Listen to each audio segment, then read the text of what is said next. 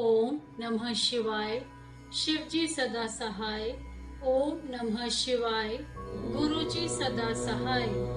भगवान शिव का अपने परम सुंदर दिव्य रूप को प्रकट करना, मैना की प्रसन्नता और क्षमा प्रार्थना तथा पूर्वासिनी स्त्रियों का शिव के रूप का दर्शन करके जन्म और जीवन को सफल मानना। ब्रह्मा जी कहते हैं, नारद, इसी समय भगवान विष्णु से प्रेरित हो तुम शीघ्र ही भगवान शंकर को अनुकूल बनाने के लिए उनके निकट गए। वहां जाकर देवताओं का कार्य सिद्ध करने की इच्छा से नाना प्रकार के स्तोत्रों द्वारा तुमने रुद्रदेव को संतुष्ट किया। तुम्हारी बात सुनकर शंभु ने प्रसन्नता पूर्वक अद्भुत उत्तम एक दिव्य रूप धारण कर लिया। ऐसा करके उन्होंने अपने दयालु स्वभाव का परिचय दिया। मुने, भगवान शंभु का वह स्वरूप कामदेव से भी अधिक सुंदर तथा लावण्य का परम आश्रय था।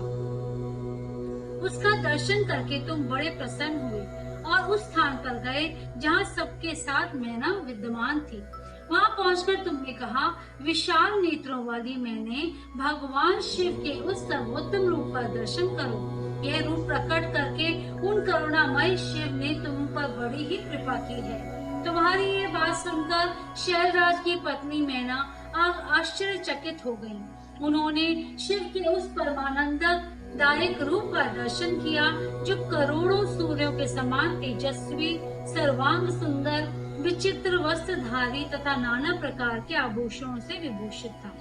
वह अत्यंत प्रसन्न, सुंदर, हास्य से सुशोभित, ललित लावण्य से लसित, मनोहर, गौरवर्ण, बुद्धिमान तथा चंद्रलेखा से अलंकृत था। विष्णु आदि संपूर्ण देवता बड़े प्रेम से भगवान शिव की सेवा कर रहे थे। सूर्य देव ने छत्र लगा रखा था। चंद्रदेव मस्तक का मुकुट बनकर उनकी शोभा बढ़ा रहे थे।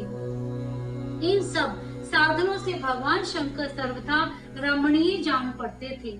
उनका वाहन भी अनेक प्रकार के आभूषणों से विभूषित था। उसकी महाशोभा का वर्णन नहीं हो सकता था।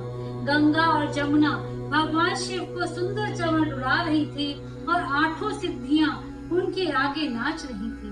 उस समय मैं, भगवान विष्णु तथा इंद्र आदि देवता अपने अपने वेश को भली भांति विभूषित करके पर्वतवासी भगवान शिव के साथ चल रहे थे। नाना रूपधारी शिव के गण खूब सज धज कर अत्यंत आनंदित हो शिव के आगे आगे चल रहे थे। सिद्ध, उपदेवता, समस्त मुनि तथा अन्य सब लोग भी महान सुख का अनुभव करते हुए अत्यंत प्रसन्नता पूर्वक शिव के साथ यात्रा कर रहे थे। इस प्रकार देवता आदि सब लोग विवाह देखने के लिए उत्कंठित हो खूब सज धज कर अपनी पत्नियों के साथ पर ब्रह्म शिव का यशोगान गाते हुए जा रहे थे। विश्वावसु आदि गंधर्व अप्सराओं के साथ वो शंकर जी के उत्तम शेष का गान करते हुए उनके आगे आगे चल रहे थे। मुनि श्रेष्ठ महेश्वर के शैलराज के द्वार पर पधारते समय इस प्रकार वहाँ नाना प्रकार का महान उत्सव हो रहा था। मुनीश्वर, उस समय वहाँ परमात्मा शिव की जैसी शोभा हो रही थी, उसका विशेष रूप से वर्णन करने में कौन समर्थ हो सकता है। उन्हें वैसे विलक्षण रूप में देखकर मैना क्षण भर के लिए चित्रलिखित सी रह गई। फिर बड़ी प्रसन्नता के साथ बोली, महेश्वर, मेरी पुत्री धन्य है जिसने बड़ा भारी तप किया और उस तप के प्रभाव से आप मेरे इस घर में पधारे। पहले जो मैंने आप शिव की अक्षमय निंदा की है, उसे मेरी शिवा के स्वामी शिव आप क्षमा करिए और इस समय पूर्णतः प्रसन्न हो जाइए।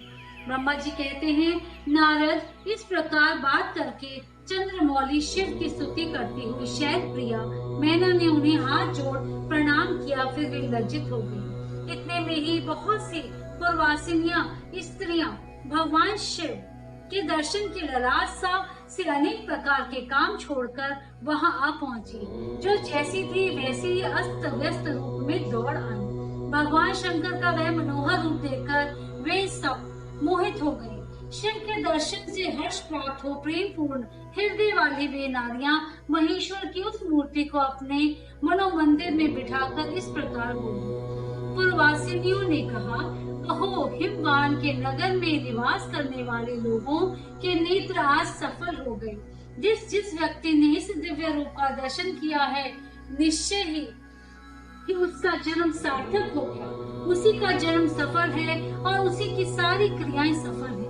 जिसने संपूर्ण पापों का नाश करने वाले साक्षात शिव का दर्शन किया है। पार्वती ने शिव के लिए जो तप किया है, उसके द्वारा उन्होंने अपना सारा मनोरथ सिद्ध कर दिया। शिव को पति के रूप में पाकर ये शिवा धन्य और कृतकृत्य हो गई। यदि विधाता शिवा और शिव की इस युगल जोड़ी को सानंद एक दूसरे से मिला ना देते, तो उनका सारा परिश्रम निष्फल हो जाता। इस उत्तम जोड़ी की मिलाकर ब्रह्मा जी ने बहुत अच्छा कार्य किया है। इससे सबके सभी कार्य सार्थक हो गए। तपस्या के बिना मनुष्यों के लिए शंभु का दर्शन दुर्लभ है। भगवान शंकर के दर्शन मात्र से ही सब लोग कृतार्थ हो गए। जो सर्वेश्वर गिरिजापति शंकर का दर्शन करते हैं, वे सारे पुरुष श्रेष्ठ हैं और हम सारी स्त्रियां भी धन्य हैं। ब्रह्मा जी कहते हैं, नारद, ऐसी बात कहकर उन स्त्रियों ने चंदन और अक्षत से शिव का पूजन किया और बड़े आदर से उनके ऊपर खीलों की वर्षा की। वे सब स्त्रियां मैना के साथ उत्सुक होकर खड़ी रहीं और मैना तथा गिरिराज के बुरी भाग्य की सराहना करती थी। मुने, स्त्रियों के मुख से वैसी शुभ बातें सुनकर विष्णु आदि सब देवताओं के साथ भगवान शिव को बड़ा हर्ष हुआ। अध्याय 45 समाप्त।